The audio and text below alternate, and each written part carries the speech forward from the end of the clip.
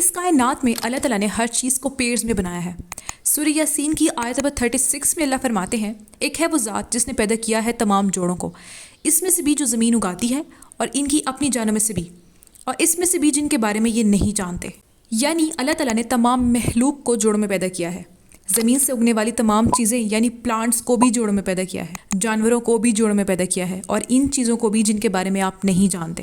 اور سورہ داریات کی آیت نمبر 49 میں اللہ فرماتے ہیں، اور ہم نے ہر شے کے جوڑے بنائے کہ شاید تم نصیحت پکڑو۔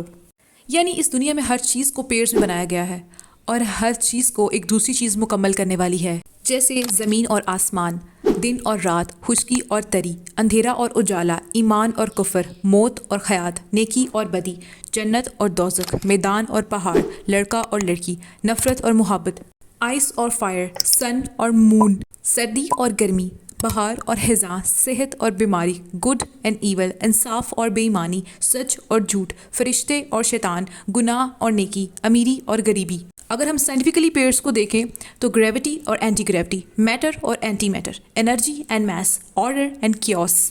اور نہ صرف دنیا کی چیزیں بلکہ دنیا کا بھی ایک پیئر ہے جو کہ ہے آخرت۔ اور اللہ نے انسان کو یعنی آپ کو بھی دو چیزیں ملا کر بنایا ہے، روح اور آپ کی باڈی۔ اگر آپ اپنے آپ پہ غور کریں تو آپ کی دو آنکھیں ایک پیئر ہیں، آپ کے دو ہاتھ ایک پیئر ہیں، آپ کے دو پاؤں ایک پیئر ہیں۔ آپ کو بھی اللہ نے پیئر سے ہی بنایا ہے۔